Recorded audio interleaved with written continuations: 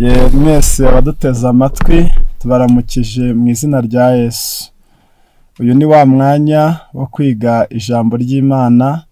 Twishimiye gufatanya namwe abaduteze yombi kimwe n'abatwitegereza. Tugiye gusangira ijambo ry'Imana. Mbere yuko dutangira, reka dusenge.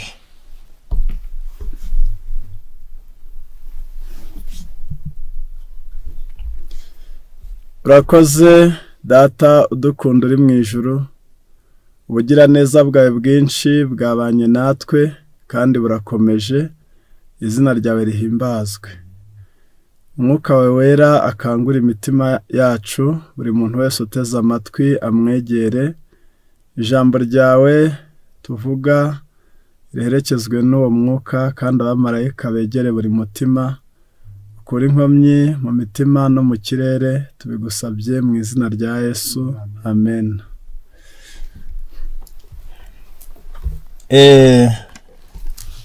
Nge tugiye gufatanya kwigana iri jambo. Amazina ni Hakizimana Benoit. Tubibutsa ko ubu ari ubutumwa bwiza, ubutumwa bw'ivugurura n'ubugorozi, ubutumwa butwiteguza kugaruka kwa Yesu, ubutumwa bwerereza ijambo ry'Imana, ubutumwa busa n'imitima budasize n'imiryango, ubutumwa bugendereye kuburira abantu kugira ngo bitegure iherezo rizaba ririmo imigabane ibiri, kurimbuka kw'abanyabyaha ndetse no guhembwa kw'abakiranutsi bakabona ubugingo buhoraho. Ubwo rero kuburira abantu ni ukugira ngo ukomeye mu kuri ye gusubira inyuma ngo acogore, kandi nanone uri mu bibi ye kuzasoza nabi. Birashoboka ko umuntu yatangira nabi agasoza neza nk'uko byagendekeye igisambo ku musaraba.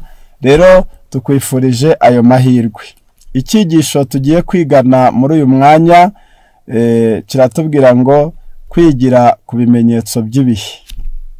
Kwigira ku bimenyetso by'ibihe niyo nsanganyamatsiko y'uyu mwanya. Turi mu gihe cy'imperuka. Turi mu gihe cy'imperuka ndetse mu minsi y'imperuka, nyamara bizwi na bake. Turi mu gihe cy'imperuka ushingiye kuri Bibiliya, byahanuwe biragaragara. Urebeye mu byanditswe byera ukarebera no mu bimenyetso, imperuka iragaragara hose, nyamara bizwi na bake. Kutabimenya bitwaye iki? Ntawakitegura atazi igiharimo. Noneho kutabimenya nanone byatuma umuntu arwanya ukuri, byatuma umuntu akorera Imana uko bidakwiye. Niyo mpamvu mu butumwa Imana yatanze n'ubuhanuzi. Ubuhanuzi burimo imigabane 3: ibyashize, ibiriho n'ibizaba. Muri iki cyigisho tugiye kurebera hamwe ingingo 3. Iya mbere, ibimenyetso by'uko turi mu minsi y'imperuka. Ni ibihe bimenyetso bitwereka ko turi mu minsi y'imperuka? Ingingo ya kabiri, turaza kureba icyo imperuka itwaye iyobokamana. Icyo imperuka itwaye iyobokamana. Noneho ku ngingo ya gatatu, twakora iki ngo tuzarokoke imperuka? Ngibyo ibyo tugiye kuganira. Dufashe Bibiliya mu gitabo cya Matayo igice cya 24, ni nkaho umuntu yakagisomye cyose kubwo kwiga ibi, ariko turihutira cyane ku murongo wa 32, nubwo turaza kujya tugaruka kuri imwe mu mirongo yavuzwe ruguru. Matayo 24:32. Murebere ku mutini, niwo cyitegererezo, ishami ryawo iyo ritoshye ibibabi bikamera, mumenya yuko igihe cy'impeshyi kiri bugufi. Nuko namwe nimubona ibyo byose, muzamenye yuko ari hafi ndetse ageze ku rugi. Ndasubiramo. Murebere ku mutini, niwo cyitegererezo, ishami ryawo iyo ritoshye ibibabi bikamera, mumenya yuko igihe cy'impeshyi kiri bugufi. nuko namwe nimubona ibyo byose muzamenye yuko ari hafi ndetse ageze ku rugi. Dutegetswe kumenya ko Yesu ari hafi. Ni itegeko, ni inshingano, ni ngombwa. Mbega kutamenya igihe urimo ni amakosa. Turabitegetswe. Wenda ndabaha imirongo. Mu Byahishuwe igice cya mbere umurongo wa 3 haranditse ngo hahirwa usoma amagambo y'ubuhanuzi, hahirwa n'abayumva bakitondera ibyanditswe muri bwo kuko igihe kiri bugufi. Ubwo ni ukuvuga ngo udasomye ubuhanuzi ntago wamenya ko igihe kiri bugufi. Icya kabiri, mu Byahishuwe 22 umurongo wa 10 haranditse ngo umuntu wese wumva aya magambo y'iki gitabo ndamuhamiriza nti amagambo y'iki gitabo ntuyazigame ngo yagire ubwiru, ahubwo ntuyazigame ngo yagire ubwiru kuko igihe kiri bugufi. Murumva ko kuyasoma ni amahirwe, kuyasoma ntuyavuge ni ishyano. Noneho niyo mpamvu havuzwe ngo ntuyazigame ngo yagire ubwiru.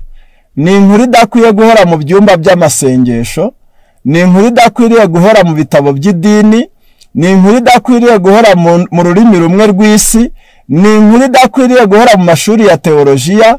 Kugaruka kwa Yesu ni inkuru ikwiriye kujya mu bitangazamakuru, ni inkuru ikwiye kuvugwa aho abantu baganirira, ni inkuru ikwiye kuvugwa aho bishimye mu bukwe, ibirori n'ahandi, yewe n'abavuye mu mupira umuntu akayibabwira.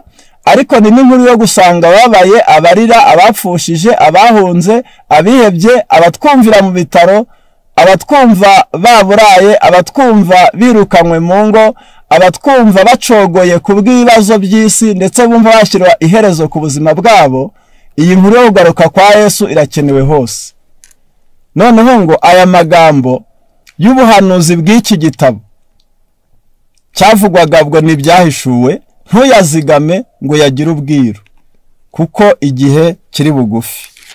Ndetse mu rwandiko rwa mbere rw'Abatesalonike igice cya 5 abizera babwiwe ijambo ryiza, urwa mbere rw'Abatesalonike igice cya 5 ku murongo waho ni umurongo wa ndihutira ku murongo wa 4, ariko mwebweho bene data ntimuri mu mwijima ngo uwo munsi ubatungure nk'umujura. Rero turi kwigira ku bimenyetso by'ibihe. Ingingo ya mbere turiho ni ibimenyetso bitwereka ko turi mu minsi y'imperuka. Yesu umwigisha wacu aravuga ngo murebere ku mutini niwo cyitegererezo. Ishami ryawo iyo ritoshye ibibabi bikamera, mumenya yuko igihe cy'impeshyi kiri hafi. Ubwo ibi Yesu yavugaga ni ibintu biboneka mu isi y'ibyaremwe, le monde naturel. Mu isi y'ibyaremwe hari ibintu bibaho ukibwira ibigiye kuba. N'intanga nk'urugero, abantu bakunze kubimenya cyane n'abasaza batagiye mu mashuri ayasanzwe. Ibyo barabikubwira, babona wenda se intozi ziri kwimuka cyane, kuba bikurikirana ni ukubera ubushyuhe bwinshi buba bwabonetse mu butaka, noneho zigasenya zikimuka zikava hamwe zikajya ahandi. Abantu bakavuga bati ubwo intozi ziri kwimuka cyane imvura yenda kugwa.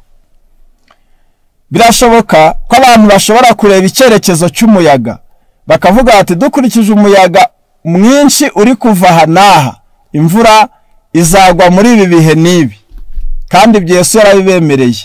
Kurebera ku bimenyetso ndetse n'ibyaremwe bimwe bijya bimenya ko igihe cy'amapfa kiri hafi bikimuka.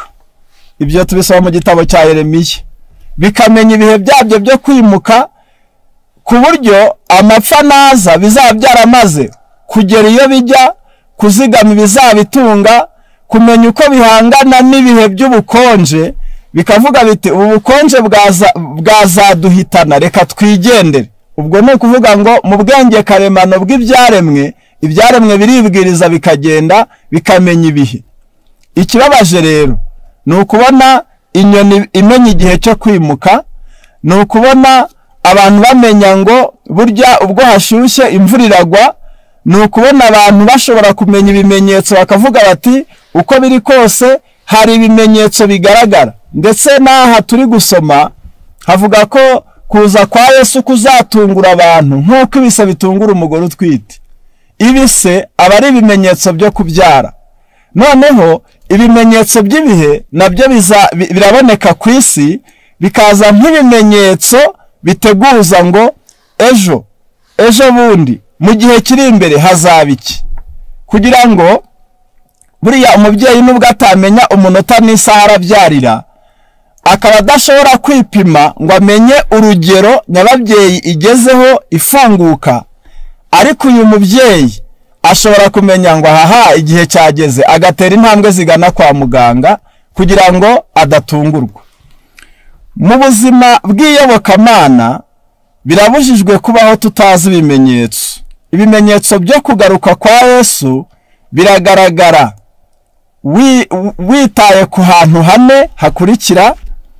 Ahambere ni mu byaremwe hari ibimenyetso. Usomye igitabo cya Yobu, igice cyaho ni cya 13, Yobu igice cyaho cya 12 umurongo wa 7 haranditse ngo nukubaza inyamaswa nazo zizakwigisha, n'inyoni zo mu kirere nazo zizagusobanurira, cyangwa uvugane n'isi nayo izakwigisha, kandi amafi yo mu nyanja azakubwira. Mu byaremwe harimo ijwi rikwereka ko imperuka iri hafi. Icya kabiri ni mu bihugu, mu myanyire y'ibihugu naho hari ibimenyetso. Mu ntambwe ya 3 muri rubanda naho hari ibimenyetso. Ku ntambwe ya 4 ni mu iyobokamana. Ibimenyetso byo kugaruka kwa Yesu tubisoma ahantu henshi muri Bibiliya, nko muri Matayo 24, Luka 21, Mariko 13, Yesaya 24, Ibyahishuwe igice cya 6 n'ahandi. Ariko ibi bimenyetso bigaragarira ahantu hagari hane. Ahambere ni mu byaremwe, aha kabiri ni mu bihugu, aha gatatu ni muri rubanda, aha kane ni mu iyobokamana. Ibyo ni ibimenyetso byo kwerekana ku muntu wese ujya mu ijuru ngo amenye ngo tuvuye he, tugeze he, kandi dusigaje he. Ubuhanuzi nababwiye ko buvuga hashize, bukavuga hariho, bukavuga n'ahazaza. Noneho turebye mu ncamake, mu byaremwe hari ibimenyetso byavuzwe muri Bibiliya. Usomye Ibyahishuwe 6:12, Ibyahishuwe 6:12 haranditse ngo 6:12 haranditse ngo nuko mbona mena ikimenyetso cya 6, habaho igishyitsi cyinshi, izuba ririrabura nk'ikigunira kiboheshejwe ubwoya, ukwezi kose guhinduka nk'amaraso, inyenyeri zo mu ijuru zigwa hasi nk'uko umutini iyo unyeganyejwe n'umuyaga mwinshi uragarika imbuto zawo zidahishije. Ibi ni ibimenyetso 3 bikomeye byabayeho mu minsi 2 inyuranye. Byari byaravuzwe na Yesu muri Mariko 13, muri Mariko 13 ku murongo wa 24. Ariko muri iyo minsi hanyuma y'uwo mubabaro izuba rizijima, n'ukwezi nikuzava umwezi wako, n'inyenyeri zizagwa ziva mu ijuru, n'imbaraga zo mu ijuru zizanyeganyega. Nawe urumva ko aba bahanuzi Yesu ari ku musozi wa Elayono avuza ibimenyetso, Yohana ari Patimo nawe yereka ibimenyetso, byose birahuje. Buriya Bibiliya kugira ngo umucyo uboneke ni uguhuza imirongo n'indi. Izuba kwijima, byabaye tariki 19 ukwezi kwa gatanu 1780 nibwo izuba ryijimye. Ndasubiramo kubera ko tutarajya dusoma akantu kose, hari naho turabarangira ibitabo bibonekamo ayo makuru mu buryo burambuye. Izuba kwijima byabaye tariki 19 ukwezi kwa gatanu mu mwaka w'1780. Noneho kuri iyo tariki nyine mu mugoroba nibwo ukwezi kwahindutse amaraso. Kugwa kw'inyenyeri byabaye tariki 13 ukwezi kwa 11 umwaka w'1833. Tariki 13 ukwezi kwa 11 1833. Naho igishitsi cy'isi cyabanjirije ibyo byose cyabaye tariki ya 31 tariki 31 ukwezi kwa 10 ukwezi kwa 10 1755. Ubwo ni ukuvuga ngo ibi bimenyetso by'ibihe byari integuza yo kugaruka kwa Yesu kugira ngo abantu be kubaho ubuzima bwiraye. Imana mbega mbere yuko ubutumwa bwa marayika wa mbere bwabwirijwe n'uwitwa William Miller, niwe watangiye kwigisha ibyo kugaruka kwa Yesu. Uyu mugabo mbere yuko abwiriza, Imana niyo yafashe umwanya irabanza irabubwiriza, maze iteguza abantu ibabwira ibyenda kubaho. Ibabwira ibyenda kubaho, maze kuri iriya tariki murantunga ku itariki ya mbere ukwezi kwa 11, ntabwo ari tariki 31 y'ukwa 10, ahubwo ni tariki ya mbere ukwezi kwa 11 1755 nibwo habaye igishitsi cy'isi cyitiriwe Lisbon. Lisbon ni umudugudu wo muri Portugal. Iki gishitsi cyumvikanye mu migabane yose y'isi kandi kiranyeganyeza cyane, cyari giteye ubwoba ku buryo n'abapagani batigeze bajya mu rusengero batekerezaga ko ari imperuka y'isi. Noneho gihitana abantu 90,000. Hari imidugudu imwe n'imwe yarimbutse irazimira burundu. Ubwo rero niyo mpamvu cyari igishitsi cyahanuwe. Habayeho ibishitsi byinshi by'isi, ariko icyari cyarahanuwe cyavuzwe na Yesu cyagombaga kuba hanyuma y'umubabaro wo muri iyo minsi.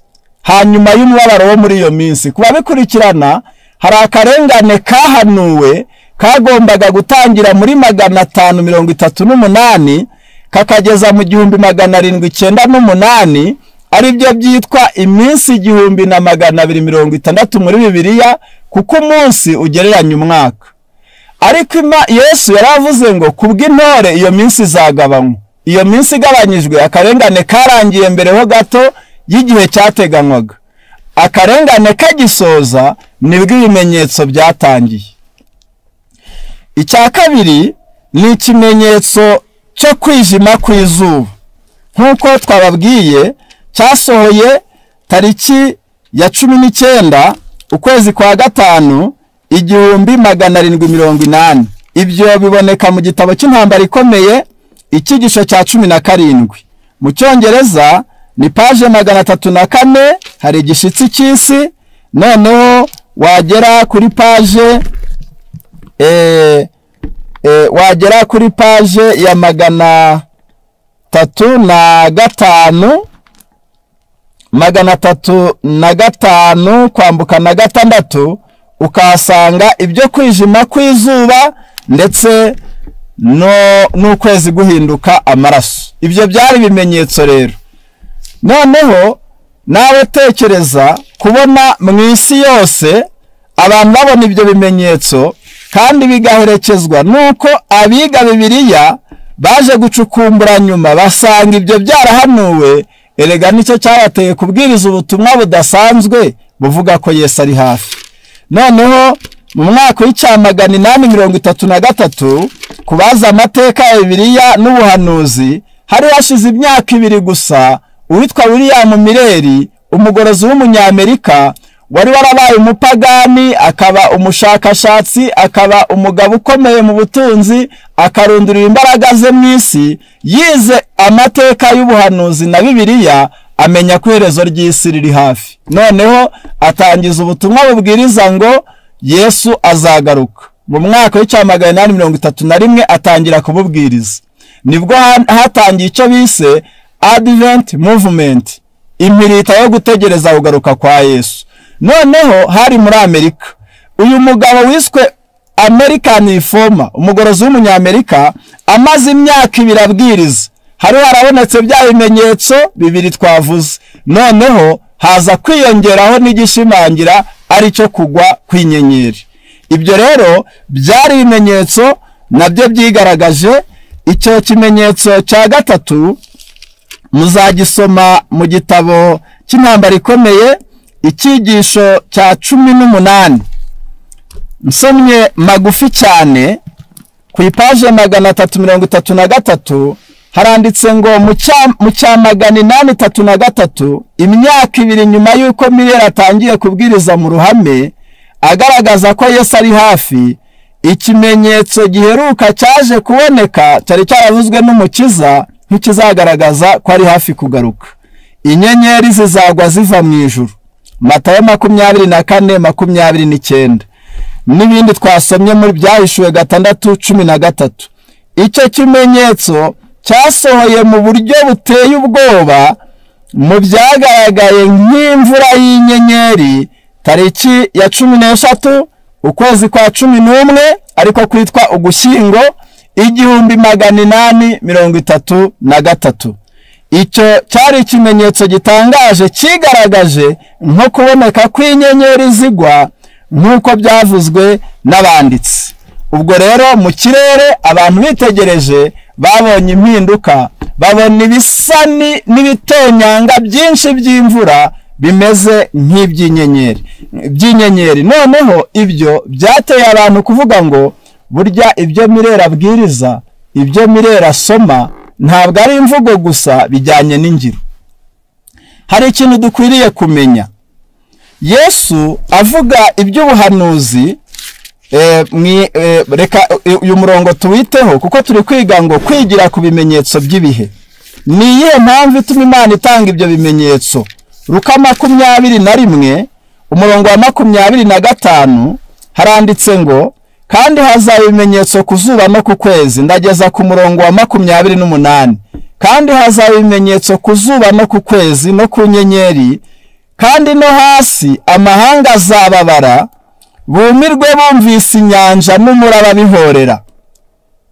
Abantu bazagushwa igihumure n'ubwoba no kwibwira ibyenda kuba mu isi, kuko imbaraga zo mu ijuru zizanyeganyega. Ubwo nibwo bazabona Umwana w'umuntu aje mu gicu afite imbaraga n'ubwiza bwinshi. Nuko ibyo nibitangira kubaho, muzararame mwubure imitwe yanyu, kuko gucungurwa kwanyu kuzaba kwenda gusohora. Icyo dushaka kwerekana ni iki? Ikintu Satani aharanira kuri iyi si yacu ni ugukora itandukana, ni uguca connection, ni uguca itumanaho hagati y'ijuru n'isi. Akavuga kuko muribuka mu Byahishuwe haravuga ngo ishime wajuruwe namwe abari bamo, naho we wasiwe ugushije ishyano, kuko Satani yabamanukiye afite umujinya mwinshi, azi yuko afite igihe gito. Umurimo wa Satani wo kuyobya yawuhereye mu ijuru. Ibyahishuwe 12:7 haranditse ngo mu ijuru habaho intambara. Cyakora ntiyari y'amasasu, ntabwo yari y'imihoro, ahubwo yari y'ibitekerezo. Opinion against opinion. Yari amahame ahanganye n'ayandi. Igitekerezo gihanganye n'ikindi. Imana n'urukundo, Satani ati Imana n'urwango. gupfukamira Imana ni ngombwa, oya si ngombwa. Satani yateje intambara mu ijuru ishingiye ku myumvire, maze atangira kwigisha abantu ko gukorera Imana by'ukuri ari agahato, maze intambara iratangira.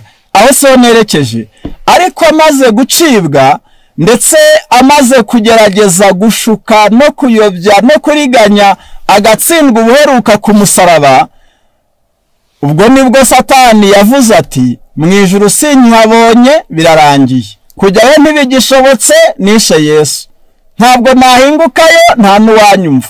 Abamarayika bose n'abo mu yandi masi babonye ubugome bwanjye.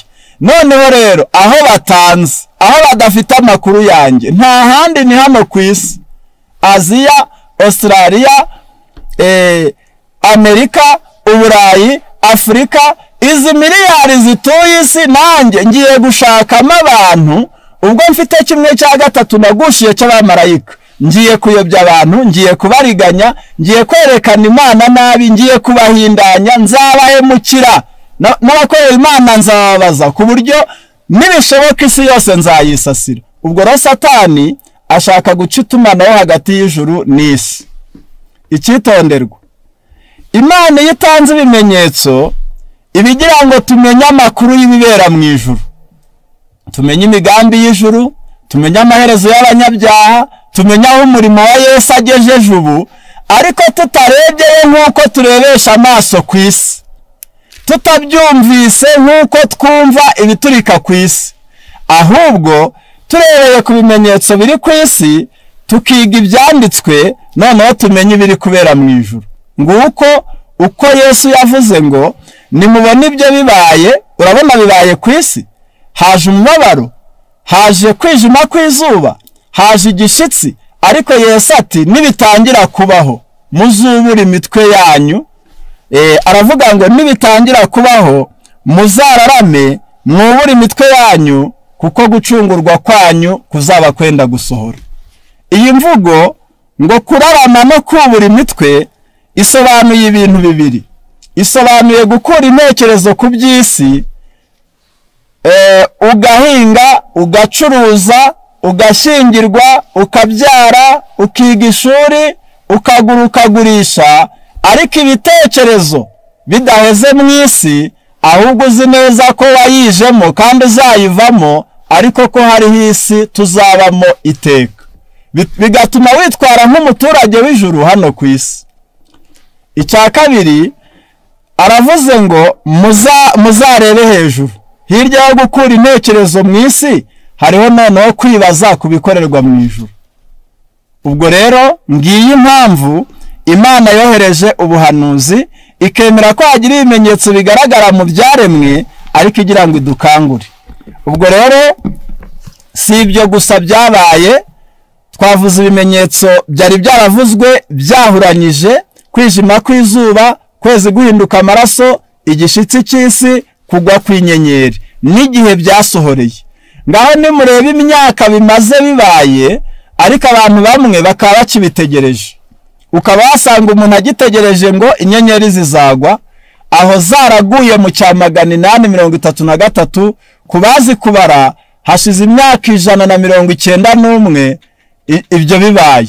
None umuntu akaba ategereje ibyo byahise icyo gihe, kandi byararangiye. Bitewe n'iki? Kutiga ubuhanuzi bw'igihe cyashize. Ibyo bimenyetso byavuzwe na Yesu nibyo dushingiraho tukavuga ngo turi mu gihe cy'imperuka, nta gushidikanya. Noneho tuvuye mu byaremwe, hari ibimenyetso mu bihugu.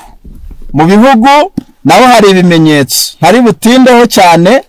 Ndasoma 200. Matayo 24 umurongo wa 7. Matayo 24 umurongo wa 7 haranditse ngo Matayo 24:7 haratubwira ngo ishyanga reka mpere 6, muzumva iby'intambara n'umuwazi intambara, mwirinde mudahagarika imitima kuko bitazabura kubaho, ariko imperuka izaba itaraza. Ishyanga rizatera irindi shyanga, n'ubwami buzatera ubundi bwami, hazabaho inzara n'ibishyitsi hamwe na hamwe, ariko ibyo byose bizaba ari itangiriro ryo kuramukwa. Iki nacyo ni ikimenyetso. Ezekiyeli 7 umurongo wa 25. Ezekiyeli 7 umurongo wa 25 haranditse ngo kurimbuka kuraje kandi bazashaka amahoro ariko ntibazayabona. Ishyano rizasimburwa n'irindi shyano, n'inkuru mbi ikurikirwe n'iyindi mbi, kandi bazashakira iyerekwa ku muhanuzi ariko umutambyi azabura itegeko n'abakuru babure inama. Habonetse no kuburagizwa kw'abari bashinzwe gukumira ibibi.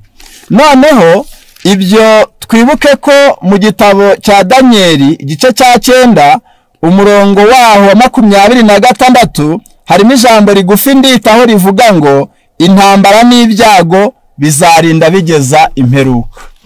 Ibyo byose ntabwo Imana itwanga, ntabwo Imana itwibasiye, ahubwo Imana yibasiye abibasiye ibyayo, kuko Bibiliya avuga ngo isi ihumanijwe n'abaturage bayo kuko bacumuye amategeko bagahindura ibyategetswe bakica isezerano ridakuka. Aho ni muri Yesaya 24 umurongo wa 5. None ishaka gukangura abantu ikoresheje ibimenyetso. Ubuhanuzi bwavuze ibitaraba twe turabibona, turabyumva, kugeza ubwo rero ngo muzumva intambara n'impuha z'intambara. Hariho intambara, hariho n'impuha zayo, ku buryo abantu babura ibitotsi nta wabasakurije, nta sasu, ahubwo bagatangira kugendera ku mpuha, ku buryo umuntu yicara agahinda ikinyoma kandi koko kikagira abayoboke, atari mu iyobokamana ahubwo mu isi ya politiki. Ibyo byose byari byaravuzwe kwangisha umuntu undi, kubiba amacakubiri. Satani agahanganisha abantu kugera mu miryango, kubavukana, ku baturanyi, ibihugu ndetse n'abaturanyi ntibumvikane. Ibyo byose ni umushinga umwanzi yabibye kuko adashaka ko isi igira amahoro. Noneho rero nk'ingaruka yo kwica amategeko y'Imana, isi irimo umuvurungano. Ku ngingo ya 3, ubuhanuzi bugaragarira mu mibanire y'abantu n'abandi. Ibimenyetso by'ibihe tubibonera mu mibanire y'abantu n'abandi. Kuri iyi ngingo usomye urwa 2 rwa Timoteyo 3 harakubwira ngo mu minsi y'imperuka hazaza ibihe birushya, abantu bazabikunda, bakunda impiya, birarira, bibona, batukana, batumvira ababyeyi babo, indashima, batarabera, badakunda n'ababo n'ibindi nk'ibyo. Mu mibanire y'abantu n'abandi cyangwa se muri rubanda hari ibibazo. Hari ibintu tuvugaho bigera muri 4 bikurikira. Icya mbere ni ukononekara k'ubwenge, icya kabiri ni ugusenyuka kw'imiryango, icya gatatu ni ukwiyongera k'ubugome, icya kane ni abana b'ibinani ndetse n'ababyeyi b'intavumera. Iyo ni incamake. Kononekara k'ubwenge, icyo bita moral corruption. Ubundi umuntu niyo atasenga, umuntu niyo atakizera Imana, hariho kumenya ngo mama yarambyaye reka muha agaciro, hariho kumenya ngo uyu mukobwa namukuye mu bandi ndamushyingirwa reka ne kumutera agahinda, hariho kumenya ngo uyu mwana ninjye wamushyize ku isi, ninjye wamubyaye reka muteganyirize ne kumucura, hariho kumenya ngo uko biri kose hariho ingingo ziteye isoni reka nzitwikire. Ibyo ntabwo byagasabye gusoma Matayo, Luka, Yohana ngo tubone tubwire umukobwa ngo icara neza, ambara neza, wikwize. Ariko bitewe no kononekara ko mu bwenge, umugabo arigishwa gutunga be, umwana yigishwe kumvira uwamwonkeje, umuntu yigishwe guha agaciro umuturanyi, umugabo yibutswe gutahana umushahara. Tekereza nawe, ibyo ni igabanyuka ry'ubwenge. Icyo ni ikimenyetso cy'iminsi y'imperuka, kugabanyuka k'ubwenge. Icya kabiri ni ugusenyuka kw'imiryango. Gusenyuka kw'imiryango, imiryango gusenyuka ninshaka ndabihuza n'ingingo ya 4 ivuga ngo abana b'ibinani n'ababyeyi b'intavumera. Mu rwa kabiri rwa Timoteyo gice cya 3 nkuko nahavuze harimo akagingo gato kavuga ngo bazaba badakunda n'ababo, ni umurongo wa 3, badakunda n'ababo, batuzura, babesherana, batirinda, bagira urugomo, badakunda ibyiza. Uku kononekara kwa rubanda hajemo ijambo rivuga ngo badakunda n'ababo. Kubakurikirana indimi ubisomye iri jambo mu Cyongereza baranditse ngo without natural affection. Icyo bita affection naturelle, urukundo karemano. Natire ni ibintu karemano, nubango hari urukundo karemano umwana akunda umubyeyi ku buryo umwana amenya ijwi rya nyina akiri muto cyane, kugeza ubwo amenya impumuro ye, kugeza yamenya imiterere y'umutima wa nyina akamutandukanya n'abandi, ku buryo utapfa kumushyira mu gituza cyo utari nyina ngo umwana abyemere ahataramara ukwezi. Ariko iyo natural affection, ubwo buvandimwe kavukire karemano abavukanye, umwe agira ikibazo undi akakiyumvamo, ibyo nabyo bizapfa. Umuntu azamura ishoka atema umuvandimwe, iyo nayo ni imperuka. Nubwo abantu kenshi bavuga ngo imperuka y'amabombe, imperuka y'izuba, imperuka y'urubura, ariko imperuka mbi niyo mu mico. Inyandiko iravuze ngo imiryango izasenyuka kuko baza badakunda n'ababo, icyo ni kimwe, ariko barenzaho rero babandi barenzaho bazaba batuzura. Yagiye simpazi, akorera ngahe ntumbaze, nimurarana se ariko winyiyenzaho. None se umudamu wawe arihe? Ntago handeba, ndagenda nawe akagenda. Umudamu umwe yaravuze ati yanciye inyuma nanjye muca inyuma. Ubwo murumva ko isi yononekaye, bazaba batuzura. Umubaza ngo mbese ugeze he? Ngo ariko kuki uri kuneka? Ibyo bazaba batuzura. Dusangire, ashobora gucunga kundi arangiza kurya ngo nabarye, badashobora gusangira, badashobora kwishimirana. Ubwo abavukanye nuko, abashakanye nuko, ntabwo ari bose, ariko umugabane munini w'abatuye isi imiryango iragenda isenyuka. Ubwo rero icyo nacyo ni ikimenyetso cy'iminsi y'imperuka cyari cyaravuzwe na Mika kera cyane, imyaka iri hejuru ya 700 imbere ya Yesu. Dore uko umuhanuzi Mika yaranditse ati, ni Mika 7 umurongo wa 4, umwiza wo muri bo ameze nk'igitovu, urushaho kuba intungane rutwa n'uruzitiro rw'amahwa. Umunsi wavuzwe n'abarinzi bari wo guhorwa kwa urageze, noneho barumiwe. Ntimukizigire inshuti, ntimukiringire inshuti y'amagara, ndetse n'umugore wawe mupfumbatana ntumwumburire umunwa wawe ngo ugire icyo umubwira, kuko umuhungu akoza isoni, umukobwa agahagurukira nyina, umukazana agahagurukira nyirabukwe, abanzi b'umuntu nabo mu rugo rwe. Murumva rero ko gusenyuka k'umuryango byarahanuwe, abanzi b'umuntu nabo mu rugo rwe. Mbega ubwo ni ukuvuga ngo abarundi bavuga ngo igisata cyo kwivuna abanzi. Ubwo umuntu ashatse guhangana n'abanzi akwiriye gushaka amahoro mu muryango. None se ntihakenerwa ingabo zijya kurara hagati y'umugabo n'umugore twazazibona? Ese ubwo tuzabona ba maneko bo gusuzuma umugabo utashye ari buhe umugore aside? Ibyo ntago wabimenya. Ubwo rero ijambo ry'Imana ryonyine niriterwa mu mitima, umuntu akamenya icyo atwaye Imana, icyo yitwaye, icyo atwaye abandi, azareka kwibangamira, areke no kubangamira undi. Isi izagubwa neza gusa kubwo kwakira ubutumwa bwiza. Imiryango kumererwa nabi nabyo byari biri mu buhanuzi. Turimukira ku kandi kagingo ka 4 mwiyobokamana, kandi iyi ngingo ndayihuza n'ingingo twavuze y'ikimperuka itwaye iyobokamana. Iri yobokamana religion ni uguhuza umuntu n'Imana. rishingiye kuri Bibiliya, ryerereza Yesu, rijyana abantu mu ijuru, ariko babanje bakorera Imana by'ukuri nk'uko ishaka. Mu iyobokamana hari ibimenyetso bikurikira. Icya mbere ni ukudakunda ukuri. Mu rwa kabiri rwa Timoteyo 4:3 haranditse ngo kuko igihe kizaza batazihanganira inyigisho nzima. Reka mbanze mvuga izi ngingo. Iya mbere, kudakunda ukuri. Iya kabiri, abigisha n'abahanuzi b'ibinyoma. Iya gatatu, ishusho yo kwera. Iya kane, gukonja mu by'umwuka. Iya gatanu, akarengane kabera. Ibi ni ibimenyetso, si ibyo gusa, ariko ni bimwe mu bimenyetso simusiga. Mbega bitabura Yesu adashobora kuza bitabaye, kandi ibyinshi muri byo turabibona n'amaso yacu.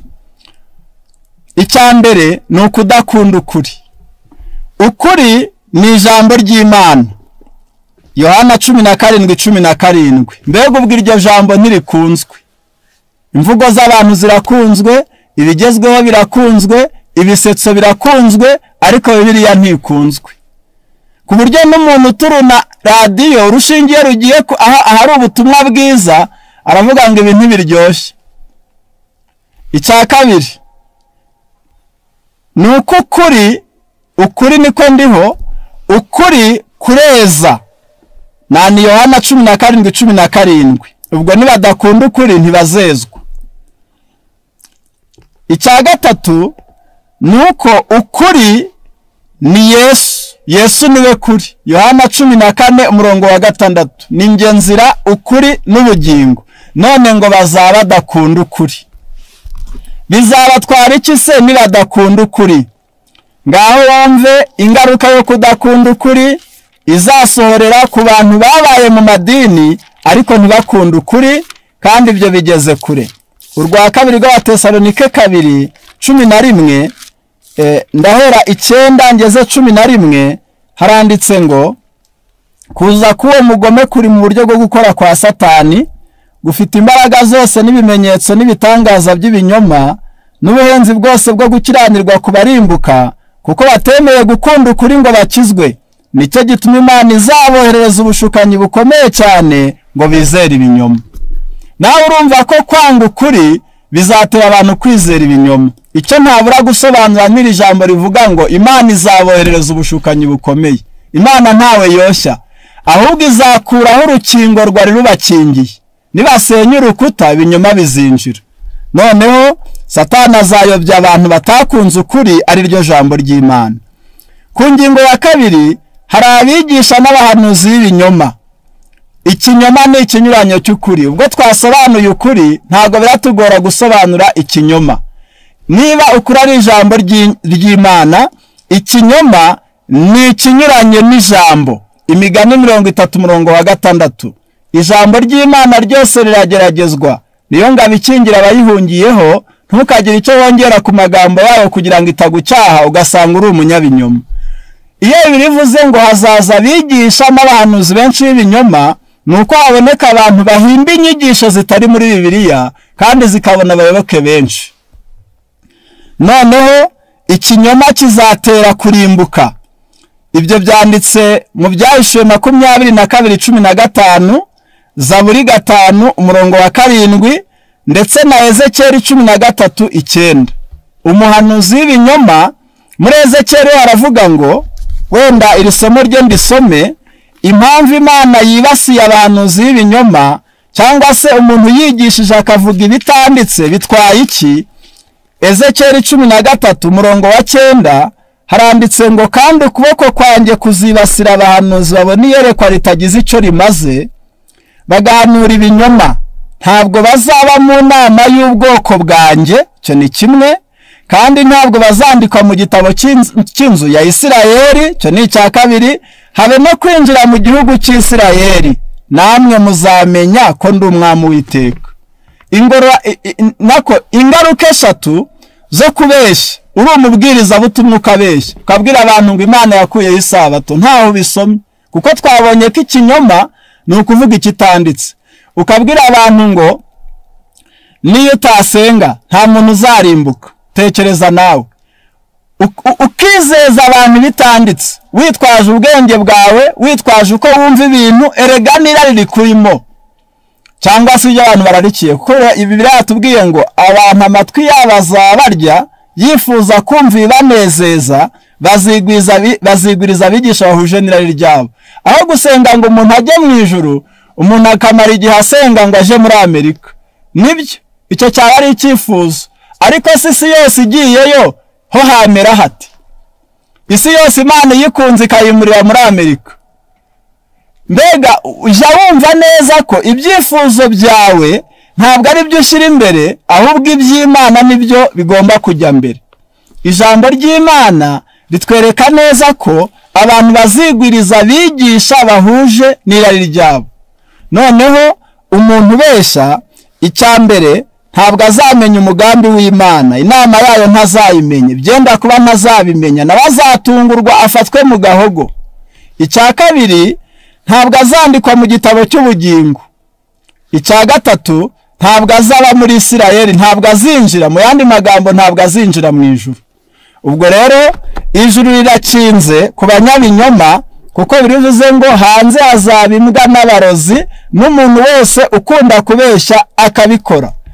Ubwo ku ngingo ya gatatu hari ishusho yo kwera, ni ukwishushanya ko abavuga iby'Imana. Umuntu adatinya kwambura afashe Bibiliya, umuntu adatinya kubeshya yambaye umusaraba. Umuntu nubwo umusaraba na Yesu ubwo atadutegetse kuwambara, ariko uko biri kose ni akamenyetso umuntu yerekana ko yabatijwe. Noneho ugasanga na ba Yohana na ba Mariko na ba Matayo nabo barimo abajura n'abarozi n'abapfumu, barabatijwe, maze mu bihugu bimwe bagenda babwira umuntu ngo nshaka kubwira ubutumwa bwiza, ngo ndi umukristo, ati hoya nshaka ko tuganira, ati hoya nitwa John. Ubwo agahita akubwira ko akazi karangiye, ko nta witwa John warimbuka. Ariko mu gitabo kimwe haranditse ngo igihesha igitagaciro si izina cyitwa, ahubwo ni imbuto cyera. Yohana, Janete, Mariya, Matayo, Luka, mwese icyo tubasaba ntabwo ari utwo tuzina twandikwa ku ndangamuntu mwakitaho, kuko izina ryiza ntabwo ryabuze umukobwa ku ruhande k'Abanyarwanda bavuga, ni nako izina ry'ubukristo ritabuze umuntu kurimbuka. Ahubwo ukwiye kureba imbuto wera ku Mana, mu bantu no kuri wowe ubwawe. Noneho hari ugukonja mu by'umwuka kubera ibyaha biriho, ubukonje buragwiye, hari n'akarengane. Ubwo rero ibyo ni ingaruka imperuka itwaye iyobokamana. Bibiliya ubwayo iravuga ngo kuko ubugome buzagwira, urukundo rwa benshi ruzakonja, maze benshi bazasubira inyuma bagambanirane bangane, ariko uwihangana akageza imperuka niwe uzakizwa. Uku gukonja kurimo kutiyumvisha, kurimo kubura urukundo, kurimo kudasabana n'Imana, kurimo no kudakabakabwa. Ubwo rero ku bantu b'Imana uzakonja mu by'umwuka nta niwe uzarenganya. Ubwo kugira ngo utarenganywa uzemera kurenganya, ariko Bibiliya isoza ivuze ngo aho kugira ngo urenganye uzarengane, uwihangana akageza imperuka niwe uzakizwa. Impamvu ibi bivugwa ni uko isi yose iri mu myiteguro, kandi buri wese azaherera aho yahisemo. Noneho tugeze ku ngingo ya nyuma, twakora iki ngo turokoke iyi mperuka? Iyi mperuka yavuzwe n'abahanuzi benshi. Iyi mperuka Yesu yayivuzeho, ariko umugambi nyamukuru kwari ukutwiteguza. Luka igice cya 21 umurongo wa 36. Luka 21:36 hari ijambo ritubwira ritya riti, Luka 21:36 haratubwira ngo nuko rero mujye muba maso, musenga iminsi yose, kugira ngo mubone kurokoka ibyo byose byenda kubaho no guhagarara imbere y'Umwana w'umuntu. nubwo twavuze ibimenyetso by'imperuka, harimo imigabane ibiri. Hariho akaga kagaragara nk'intambara, abapfakazi benshi, imfubyi nyinshi, inzara nyinshi, indwara z'ibyorezo, imyuzure n'ibiza. Erega ibyo byose bimara abantu, byose byibasiye mwene muntu. Ibura ry'ibyo kurya ku isi, amapfa, ibyo guta agaciro kw'ifaranga, ubukire bwa benshi cyane n'ubukene bwa benshi cyane, imidugudu igendwa yuzuye amabandi, abasahuzi, urugomo. Ibyo byose ni ibimenyetso. Ariko hariho n'imperuka mbi y'ibinezeza, gukunda ibirori, gukunda imikino, yewe gukunda ibigezweho, ku buryo umuntu ashobora gukorera 100,000 aho kugira ngo abigure ibyo kumutunga wenda n'uwe nibura ngo ukwezi kose gushire barya neza, akabimarira mu mwenda umwe azambara rimwe, cyangwa se n'abakavuga ati ngiye kugenda mu modoka ihenze njya ahahenze ninezeza umunsi umwe arangire. Gukunda ibigezweho, abantu bagasa n'abari mu marushanwa. Imperuka isa naho ari nziza ikurura ni ibirori, ibinezeza, kugenda wiyambitse ubusa ku giti cyawe ntawabukwambitse atari ukubura imyambaro. Nuko ubwo ugasanga umuntu azamuye amazu ariko mu buhemu, ubukire bukaza bwihuse ariko bunyuze habi. Niyo mpamvu nzakubwira nti byanga bikunda ntukajye ukunda gusiganwa n'abandi, kuko utazi aho banyuze. Ushobora gusiganwa n'umuntu mu butunzi, aho ubutunzi bwe abuboneshwa uburiganya. Rero reka abantu b'Imana tumenye neza ko tugeze mu minsi y'imperuka, tumenye nuko twayitegura. Intwaro Yesu aduhaye, aratubwiye ngo tube maso, bisobanuye kurebera ku bimenyetso no kwiga ijambo ry'Imana, ndetse ngo dusenge iminsi yose tubone kurokoka ibyenda kubaho. Isomo risoza ni riboneka mu rwandiko rwa Petero, ni urwa kabiri. Urwandiko rwa kabiri rwa Petero, igice cyaho ni icya 3. Urwa kabiri rwa Petero igice cya 3 harimo ijambo ritubwira ngo 3 umurongo waho wa 14 haranditse ngo nicyo gituma akundwa ubwo mutegereje ibyo, mukwiriye kugira umwete wo kuzasangwa mu mahoro, mutagira ikizinga, mutariho umugayo mu maso ye. Mukwiriye kugira umwete wo kuzasangwa mu mahoro, mutagira ikizinga, mutariho umugayo mu maso ye. Wibuke ko Imana ari izasuzuma, si idini ryawe. Imana ni izasuzuma, si imashini z'abantu. Imana ni izasuzuma, si wowe uziha amanota. Nta nubwo izagupimira kubo mubana, ahubwo izagupimisha ukuri kwayo. Umurongo waho wa 11 nuko ubw'ibyo byose bizayenga bityo, yemwe uko dukwiriye kuba abantu bera kandi twubaha Imana mu ngeso zacu. Dukwiriye kuba abantu bera twubaha Imana mu ngeso zacu. Iminsi y'imperuka tuyirimo, ibimenyetso by'ibihe biragaragara mu byaremwe, mu bihugu, mu mibanire y'abantu n'abandi no mu iyobokamana, kandi byagize icyo bitwara iyobokamana kuko abantu batagikunda ukuri, ku buryo abadakunda ukuri bose ngo Imana izabohereza ubushukanyi bukomeye bizera ibinyoma. Imana iduhe gukunda ukuri. Imana iduhe kuba maso twiga ubuhanuzi kandi dusenga. Imana iduhe kwejesha imibereho yacu kumvira ukuri, kugira ngo tube twiteguye kugaruka kwa Yesu, kandi dukorere kuburira abatarakumenya. Imana ibidushoboze mu izina rya Yesu.